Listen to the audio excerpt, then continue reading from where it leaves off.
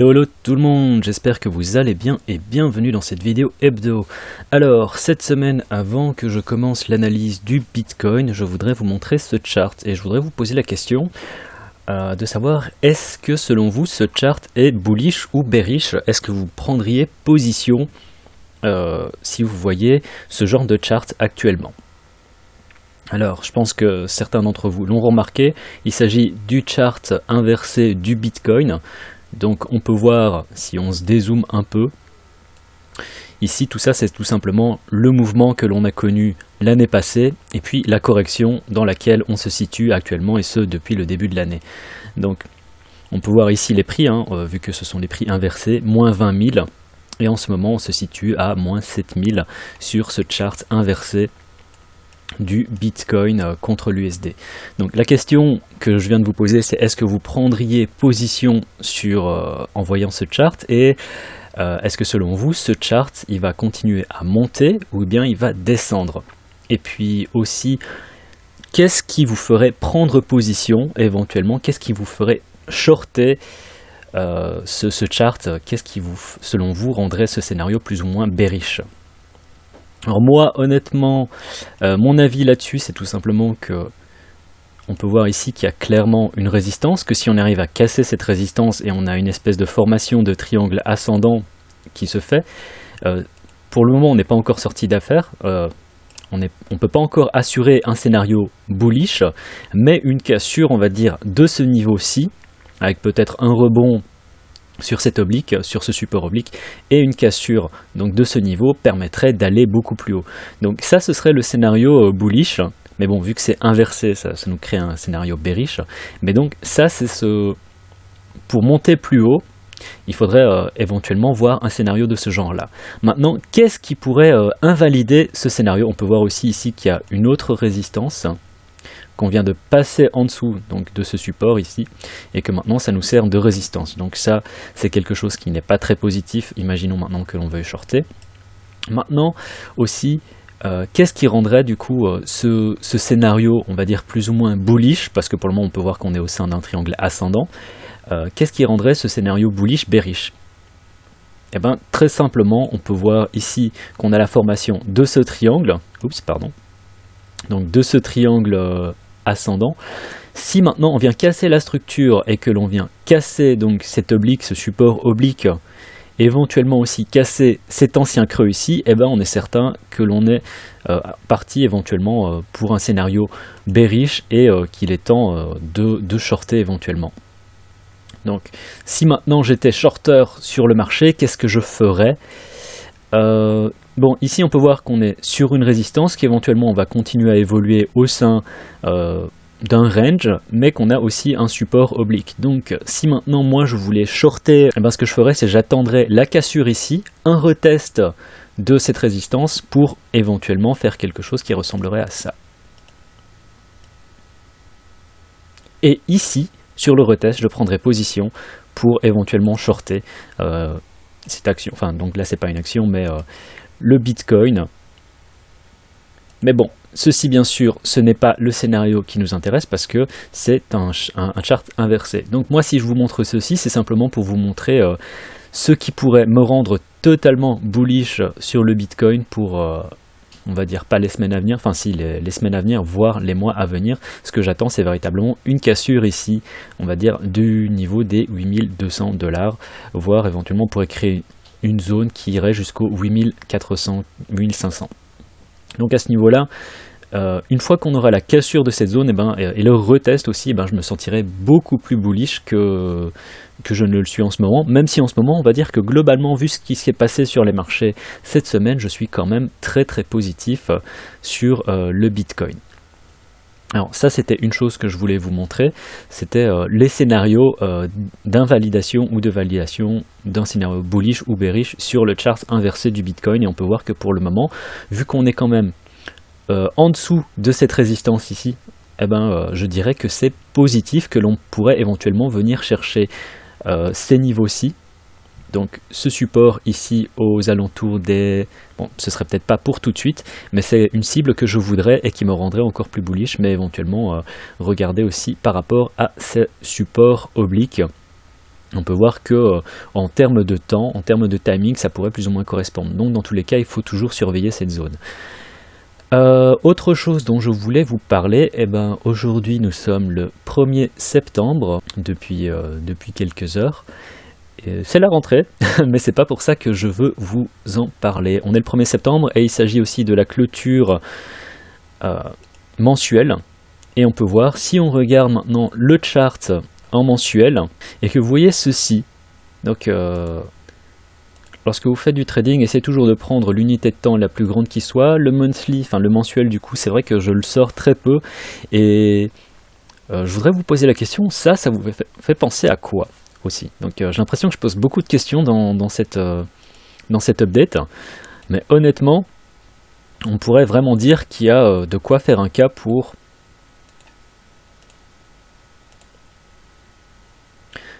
Bon, un drapeau haussier, véritablement, on pourrait voir un drapeau haussier.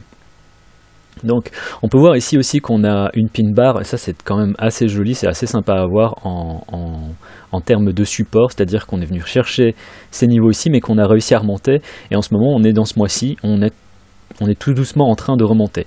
Donc on va dire globalement que la formation ici qui se passe sur le mensuel est bullish, que l'action qu'on a eue ici est bullish aussi, et il faut voir si au cours du mois prochain, on va continuer à avoir cette action bullish. Et ce que je voudrais voir en termes de niveau et de support, de résistance et de support à tenir et à casser, on peut voir qu'on a réussi à clôturer au-dessus des 6800, ce qui est une bonne chose pour le monthly. Si on avait réussi à clôturer au-dessus des 7400, ça aurait été quand même un peu plus bullish, mais on va dire globalement que honnêtement, ce n'est pas négatif ce qui se passe sur le Bitcoin en ce moment, si on regarde simplement le chart mensuel. Donc toujours regarder d'abord l'échelle de temps la plus grande avant de passer sur une échelle de temps plus petite. Alors, si on regarde sur l'hebdomadaire, on peut voir ici que la zone que je viens de tracer sur le mensuel des 7800 correspond plus ou moins à cette zone-ci. Alors, je vais faire une zone d'avantage plutôt simplement qu'un niveau. On peut voir que ça correspond plus ou moins à cette zone-ci. Le fait que, maintenant, ce qui serait véritablement positif, c'est que on clôture cette semaine au-dessus de la zone des 7050. Véritablement, ça ce serait positif, que l'on arrive à clôturer au-dessus et que la semaine prochaine, on puisse continuer ce mouvement haussier, quitte à aussi connaître éventuellement une correction qui viendrait retester les niveaux sur lesquels on est actuellement. Mais ça, on va regarder sur le daily. Donc globalement, en plus ici, on peut voir qu'on a la formation de 3 petits soldats. Donc c'est positif sur le weekly. Le monthly, donc globalement, on va dire, est neutre bullish. Le weekly est quand même positif, aussi neutre bullish, en attente de confirmation globalement. Et sur le daily, maintenant ce que je m'attends à voir et ce que je voudrais voir bien sûr, c'est tout simplement que l'on vienne casser, qu'on vienne tester en fait tout simplement tout d'abord la zone des 7200, 7250, et si on arrive à casser cette zone, il n'est pas impossible que l'on arrive à monter en fonction de ce qui se passe au 7500. Donc, et au 7500, si c'est pas impossible qu'on trouve pas mal de résistance et que l'on vienne retester à nouveau la zone des 7000, si on arrive à tenir les niveaux ici, on pourrait éventuellement créer sur une échelle de temps un peu plus petite la formation d'un plus haut et puis d'un creux, pour ensuite éventuellement venir chercher la zone des 8200 aux 8500. Donc ça c'est ce que j'espérais pour le mois qui vient. Ce n'est pas certain, mais globalement on va dire que cette petite montée qui est douce mais sûre est pas négative du tout. Je préfère ce genre de montée davantage à ce genre de mouvement explosif, même si ici on a une bonne consolidation suivie d'un autre mouvement explosif, mais où en termes de correction on peut voir c'est assez conséquent et c'est tout aussi rapide que la montée. Donc là honnêtement je préfère clairement que l'on fasse une petite montée comme ça plutôt qu'on ait un fort mouvement explosif avec une retrace qui est tout aussi conséquente que ce qu'on a eu auparavant. Donc ça c'est pour le Bitcoin. Je vais vous montrer aussi un chart sur lequel je travaille, que j'utilise depuis 2 semaines, et on peut voir qu'en termes, déjà depuis 2 semaines, ça devait être ici, j'ai commencé à utiliser ça avec les niveaux. j'ai dû retravailler mon range, mais globalement depuis vraiment la mi-août, on peut voir que les niveaux qui sont tracés se tiennent très très bien. Donc sortie du range, petite consolidation, cassure de la résistance ici dont je parlais au 7700 et qui correspond à cet ancien plus haut. On est ensuite arrivé, on peut voir en termes de... ça c'est des zones de résistance et de support que j'ai dessiné, mais qui remontent à il y a longtemps, c'est pas quelque chose que j'ai dessiné dernièrement. Et on peut voir qu'en termes de résistance et de support, véritablement on est venu à chaque fois, si on prend le 4 heures, on peut voir que ça a été quand même assez précis. Donc résistance ici, support, on n'est pas venu taper sur le support, donc on n'est pas venu retester tout à fait, mais on n'était pas loin. En termes de zone, on peut dire qu'on est véritablement entré dans la zone. En ce moment, on est à nouveau en train d'essayer de retravailler cette résistance aux alentours des 7100. Et on peut voir que en termes de cible, la première cible sur laquelle ça nous mettrait, ce serait donc ici aux alentours des 7250. Et si on arrive à casser les 7250, les 7500.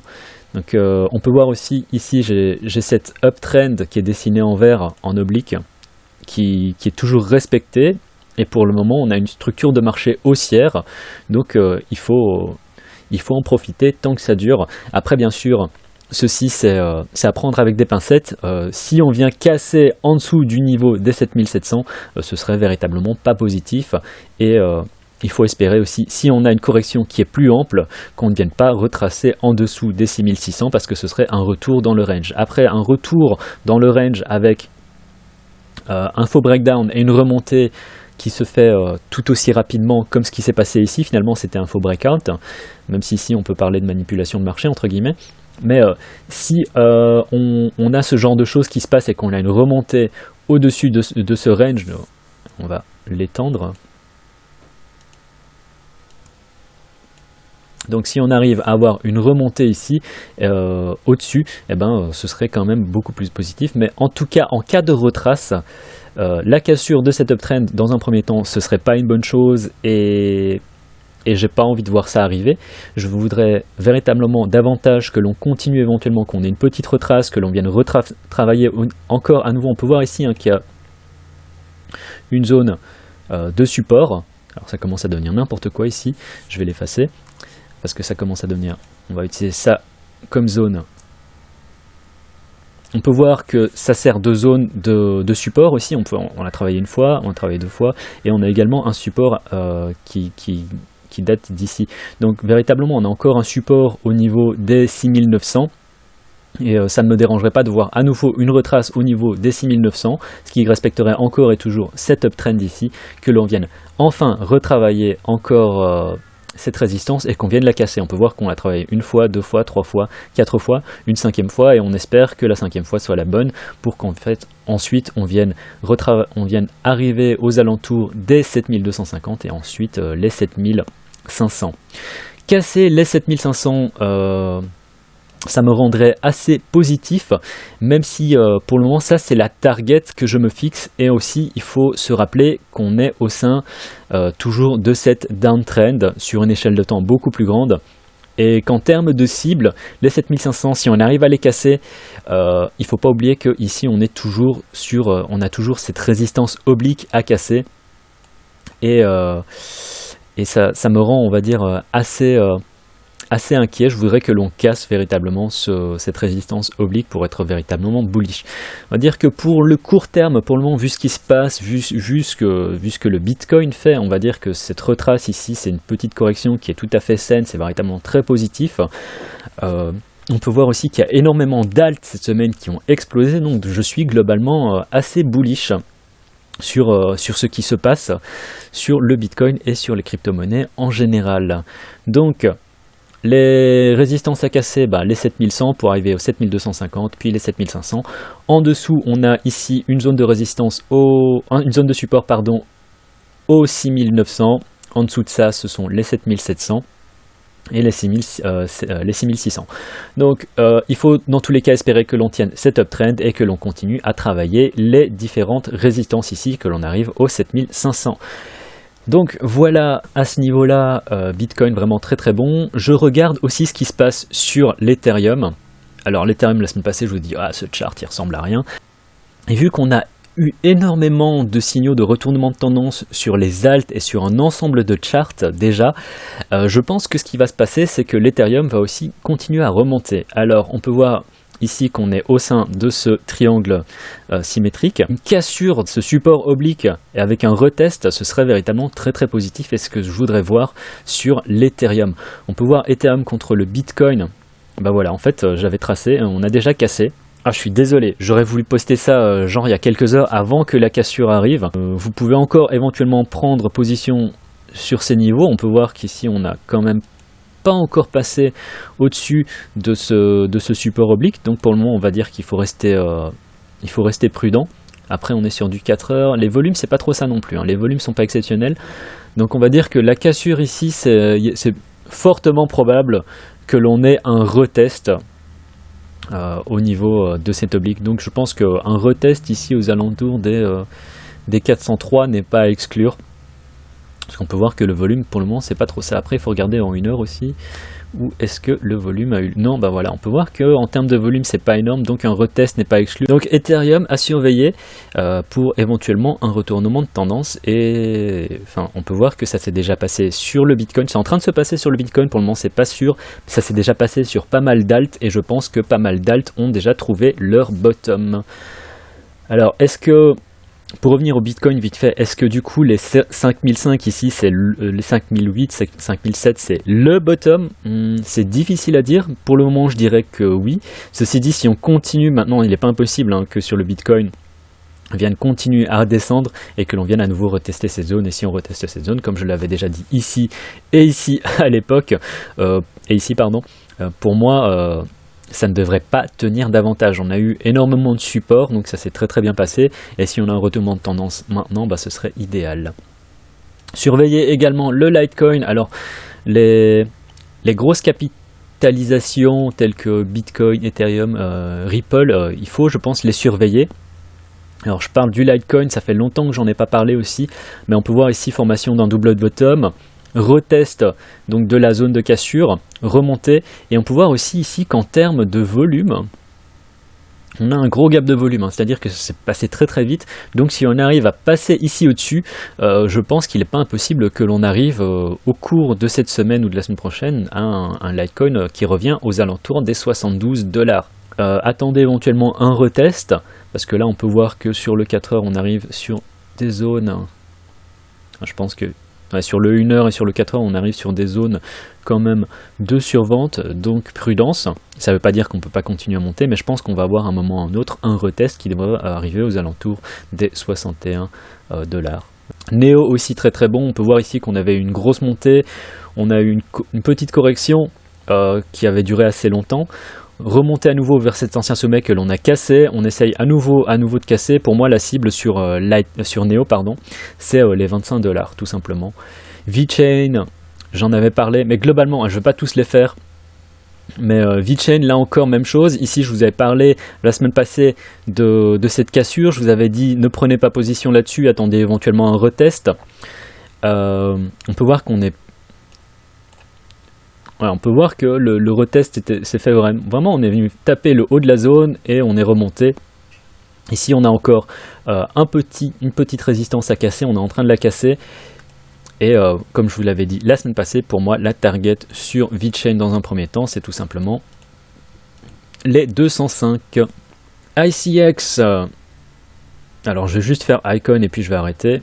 Icon, je suis assez intéressé parce qu'on peut voir sur le 4 heures pour le moment le RSI s'est calmé avec cette chute ici. On est en train de travailler à nouveau cette résistance horizontale qu'on a déjà travaillé plusieurs fois, 1, 2, 3, 4, éventuellement une 5e fois. Si on a une cassure et on peut voir que sur le RSI on a encore de quoi venir monter plus haut, la cible ce serait véritablement les 1,25 $ sur Icon. Donc à ce niveau là ça ferait plus de 25%, je pense que ça fait 30% de montée. Alors ça se fera pas en une fois, je pense qu'on aura différents petits niveaux de support et des niveaux de résistance, mais à terme véritablement ce serait dans les 2 prochaines semaines, je dirais Icon à 1,25 $. Mais globalement véritablement ce que je fais en ce moment, c'est je regarde vite fait les charts. Enfin tout d'abord en ce moment ce que je fais le matin, c'est je regarde simplement ce qui se passe sur le Bitcoin. Si ce qui se passe sur le Bitcoin est positif, je regarde un peu les autres charts de tous ces nouveaux tokens que l'on peut trader contre l'USDT sur Binance. Donc en ce moment, moi ce que je vous dirais de faire, c'est tout simplement regarder ce que fait le Bitcoin. Si le Bitcoin agit de manière positive, regardez ce qui se passe sur le chart des autres alts. Parce que si maintenant le Bitcoin agit, se comporte de manière positive, les alts vont se comporter de manière positive avec un petit effet de levier, vu que les alts ont quand même une volatilité qui est globalement plus grande que sur le Bitcoin. Après, n'oubliez pas toujours de bien remonter vos stops, de prendre vos profits, c'est très important. Ah, je vais te faire le petit dernier, parce que j'avais totalement oublié pour Fraser. Donc EOS, on peut voir EOS ici, on avait la résistance que l'on a cassée. On a retravaillé cette zone ici, on est venu retaper sur le support. En ce moment, on arrive sur une résistance, donc si vous êtes sur EOS et que vous aviez pris position, honnêtement, je commencerai à prendre des profits, à surveiller ça de près, pour éventuellement prendre des profits sur EOS. On peut voir qu'on est quand même en 4 heures, alors c'est pas impossible que l'on monte et que l'on vienne taper éventuellement au-dessus des 7 $. Mais il faut rester prudent, parce qu'on peut voir que la montée, et si on regarde en daily sur EOS, on peut voir que cette montée est quand même assez violente et il n'est pas impossible qu'on ait à nouveau un retest qui vienne se faire, alors je vais voir ça en 4 heures, mais donc on peut voir qu'on vient compléter ce gap de volume ici. Il n'est pas impossible en effet que l'on vienne à nouveau faire un retest et cette fois aux alentours à nouveau des 6 $. Donc il n'est pas impossible que l'on fasse paf et que l'on vienne faire un retest. Ceci, ce serait pas casser la structure de marché parce que l'on effectuerait un creux qui est encore plus haut que le précédent.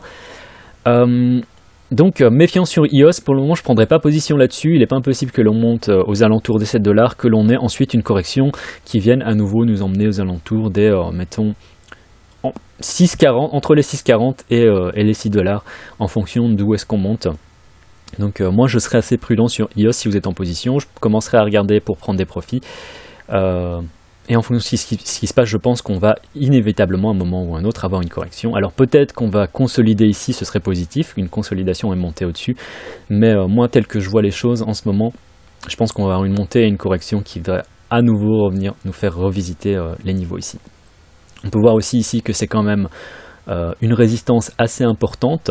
C'était une zone qui nous a servi de support plusieurs fois et maintenant on la retravaille en tant que résistance. Donc le fait que l'on vienne retaper ici au-dessus, il n'est pas impossible en effet que l'on continue à faire un peu de va-et-vient au sein de ce range ici entre les 6 $ et les 7 $.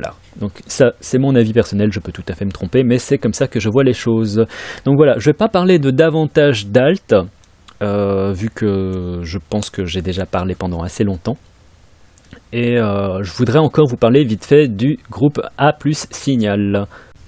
Alors A+ Signal, j'en avais déjà parlé dans la vidéo de la semaine passée, j'ai eu des commentaires qui n'étaient pas si négatifs que ça, mais en gros où vous me disiez ah mais non moi ça m'intéresse pas de faire du copy trading, quand on voit ce qui s'est passé avec Crypto Analyse, je trouve ça véritablement pas génial, il faut rester méfiant par rapport à ce genre de choses. Je suis tout à fait d'accord, dans tous les cas il faut rester méfiant.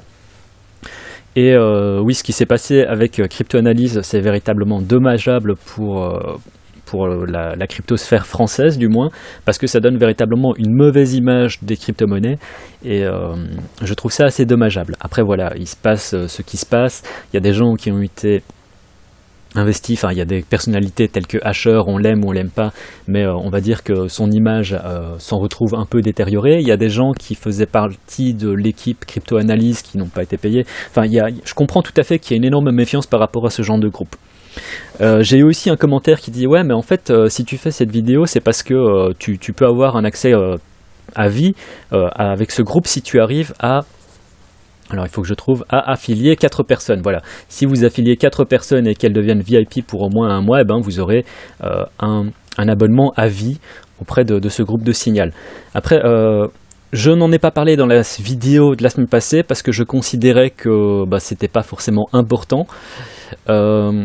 Et aussi parce que ça peut être intéressant pour vous, dans le sens où moi, rien que le fait que j'en parle en vidéo, j'en ai parlé avec Eric, donc A+ Eric, j'en ai parlé avec lui et il m'a dit écoute, si tu fais une vidéo, moi je te file de toute façon l'abonnement à vie. Donc c'est pour ça que je l'ai fait. Après ce système, si moi, comme je vous dis, j'en fais la promotion, c'est parce que je considère qu'il est bon, parce que ça regroupe un ensemble de groupes de signaux, et que contrairement à si vous payez imaginons par exemple vous faisiez partie de Crypto-Analyse, enfin vous étiez membre affilié chez Crypto-Analyse, si maintenant Crypto-Analyse ferme, eh ben, vous n'avez plus accès à aucune information. Dans ce cas-ci, vous avez accès à, je pense, 20 groupes de trading, de signaux, et si on a un qui ferme, eh ben, vous en aurez encore 19 autres. Après, si maintenant A+, vient fermer, oui, ce serait dommageable, mais vous perdriez l'accès à l'ensemble de ces signaux. Maintenant, je pense que A+, est quand même assez, on va dire, solvable. Je pense qu'ils se font quand même assez d'argent pour pouvoir continuer, et ce serait dommage, je pense, pour eux d'arrêter de faire de l'argent, vu qu'ils peuvent faire de l'argent via ce genre de groupe de signaux. Et je ne vois pas s'arrêter. Après, ce n'est pas impossible, mais je peux tout à fait comprendre du coup qu'il y ait des gens qui soient méfiants par rapport à ça. Alors certains aussi ont dit « Ouais, mais j'ai pas envie de faire du copy trading, je veux apprendre à pêcher par moi-même ». Comme je vous l'ai dit, il y a une formation. Alors maintenant, il y en a deux, ils en ont rajouté une deuxième. Donc ils ont rajouté ce groupe en ligne qui reprend quand même pas mal de choses. Je ne l'ai pas encore regardé, je n'ai même pas téléchargé. Mais en gros, ça vous parle de pas mal de choses. Bien sûr, il faut savoir parler anglais, mais ce sont, je pense, des cours qui sont assez complets. D'après ce que je vois, on peut voir que ça a l'air assez complet. On peut voir chapitre 1, 2, 3, 4. Et il y a aussi le cours de Philacon dont j'ai parlé la semaine passée. Donc, si vous voulez apprendre à pêcher tout seul, ben je pense que si vous parlez anglais, ça peut être assez intéressant, d'autant plus que vous pouvez télécharger ces leçons, vous pouvez payer un premier mois, arrêter de payer après et essayer de pêcher votre poisson tout seul une fois que vous aurez regardé l'ensemble de ces cours. Et comme j'ai dit la semaine passée, je pense que Philacon, il y a 30 heures de trading, et j'ai pas regardé en fait encore pour Cryptonary, mais je pense qu'il doit y avoir quelque chose de l'ordre d'une dizaine d'heures de cours.